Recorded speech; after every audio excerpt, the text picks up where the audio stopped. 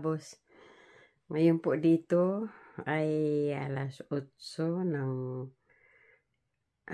alas 8:18 ng umaga. Awa ng Diyos. Dito sa aming bahay sa Spain. Ayan. Pasensya na kung hindi kaagad ako nakapag yung vlog, nakapagkwento sa inyo kasi naging busy kami. At alam nyo naman, mga kabos, marami akong mga anak. Kailangan ko munang makipagkwentuhan sa kanila kasama sa aking mga apo. Yung iba ko mga apo, hindi ko pa nga nakikita tulad ni Owen. Hindi pa kami nakikita ni Uyan. Tsaka sa iba kong manugang. Ayan mga kaabos. Kasi kararating lang namin dito nung ano bang araw yun, basta pitsa 9 yun. Kami dumating dito. 8 kami umalis ng January 2025. Ayan mga kaabos, linggo ngayon dito.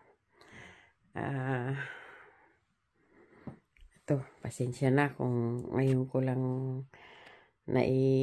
sa inyo, naikwento na ngayon lang ako nakapag-vlog ulit. Ayan mga kaabos, hanggang ngayon kasi hindi pa talaga ako nakaka-move on. Talagang malungkot na malungkot ako nga iniwan ko kayo at aking mga apo, ang aking mga kakilala na dyan na tulad nila, lalong-lalo na sila si Pare at Mare. Mare, Pare, kinukumusta ko kayong lahat. Ito, nakarating naman kami dito ng maayos. Ayan, nandito na kami ngayon sa bahay. At alas 8 pa lang, 8:20 na ng umaga dito, linggo. Kaya dinugtungan ko lang itong aming konting video kahapon o kagabi ata yun nung paglabas namin. Pero pag may panahon ako, lalabas kaming mag-asawa kasi marami pa talagang inaasikaso, gawa ng marami kaming ang bagahe. At nakarating naman kami dito ng maayos. Ayan, pupuntahan ko dito yung ayan. At yun, sa dami nga naming mga bit-bit, mga maleta. Kaya yung malaki ang binayaran sa baggage. Kaya mag-iingat din tayo mga kaabos, sakali kayo makapunta sa ibang bansa tulad namin. Laki-laki ng binayaran ng baggage namin kasi syempre 23 kilos lang, tapos tig-isa kami sa tagbe 23 kilos na namin maleta plus amin hand carry. Tapos nag-assist kami ng bagahe na meron kaming 5 maleta na binayaran. Alam niyo mga kaabos, 1,500 ang singil. $1,500 ang siningil sa maleta na kaya medyo pinagsabihan kami ng anak namin na yung laman ng maleta mas malaki pa ang binayaran kaysa doon sa laman sa maleta. Eto, naligpit na rin at wala kaming magawa. Siyempre, dinala na lang namin. Ayun, tapos na. Papasalamat ako doon sa aking anak at manugang. At talagang napakalungkot ko. Ang hirap-hirap na iniwanan ko. Pero eto, wala akong magagawa kasi may check up kami sa doktor. At kailangan namin kumilos. At kung ano ang resulta, kung maging maayos, sana maging maayos lahat, ay papunta naman kami ng Pinas. Ayan mga kaabos. Ito lahat ang aking pamilya. Ayan. Aking mga apo lahat. Ayan. At saka, ito lang naman ang aming tirahan. Hindi naman kalakihan. Pero, pinaghirapan ang hirap. Ganun talaga. At, ayun. Malaki na nga ang nabago dito kasi habang kami ay nasa sa Amerika, inayos ito ng anak kong bunso. Kasi sila muna ang tumira dito. Ayan, nagtrabaho. Kawawa naman. Kaya, hindi pa namin alam. Siyempre, mga jubilado na kami, mga pensionado na kami. Hindi pa namin alam ang aming mga desisyon sa ngayon. Kasi, siyempre, ito ay kalat ng aking apo. Isang apo lang yan, pero tingnan mo naman. Ayan, isang apo yung sa anak ng bunso ko. Yan. Naglalaro siya dito. Kaya ngayon, mga kaabos, paiba-ibang ikukwento ko na lang. Pagkatapos namin mag-asikaso sa aming kalusugan, siyempre,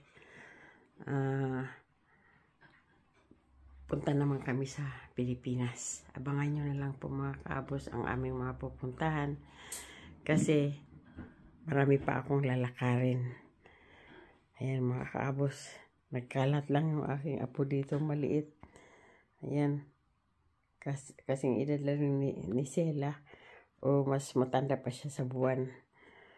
Ayan. Andoon sa school. Oh, tulog pa pala kasi linggo ngayon tulog pa. At ang magulang ay pumasok na sa trabaho, ang ina. Ang tatay naman ang nagbantay. Ngayon, pag alis noon, ang nanay naman ang papalit na mag-aalaga sa anak niya. Ganun talaga ang hirap ng buhay. Kaya mahirap dito, kontrolado sila, ayaw nila mag-anak ng marami dahil sa ganitong sitwasyon na mahal pa ang upa tapos magtatrabaho sila. Napakahirap talaga. Ayun, kaya hindi madali na magbuo ka ng pamilya na ganito ang sitwasyon. Magtatrabaho at pagkatapos nagtatrabaho tapos ganito. Ito. Andito yung kusina namin. Ayan, mga kaabos. Umaga pa lang kasi dito. Hindi pa makapagligpit ng maayos. Kaya, at saka hindi pa ako nakatulong dito na magligpit yung manugang ko lang. At saka yung aking mga anak. Wala, sila lang dito nakatira. At mga kaabos,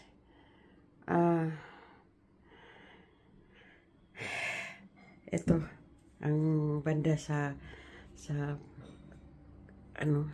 trastero, yung sampayan dito. Binago kasi ng anak ko rito. Marami siya ditong binago sa kaya malamig na dito dito sa bahay. Ayan. Kasi bukas ito Kaya ngayon, pag sinarado mo ito, kasi masyado malamig ngayon.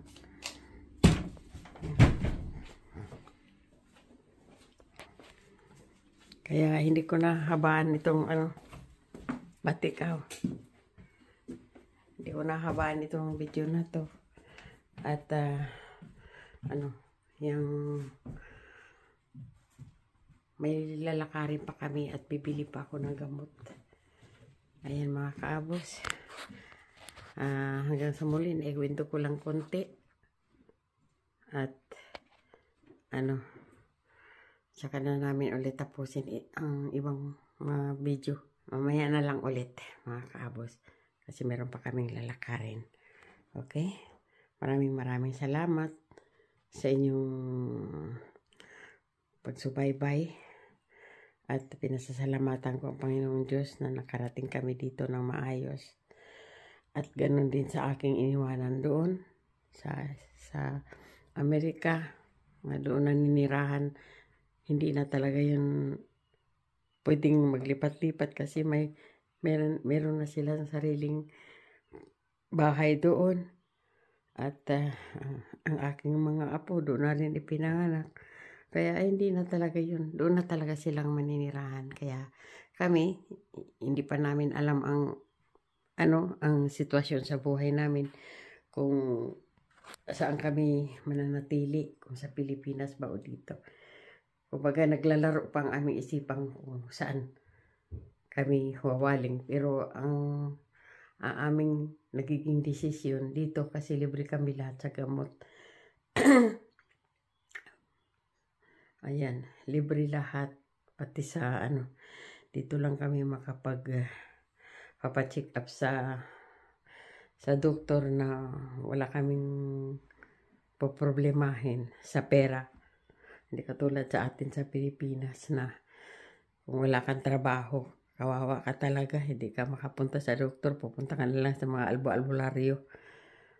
Tapos, yun, napakahirap. Tatapusin ko na muna ito, mga kaabos. At hanggang sa muli, magbabalik na lang si kaabos, okay? Thank you.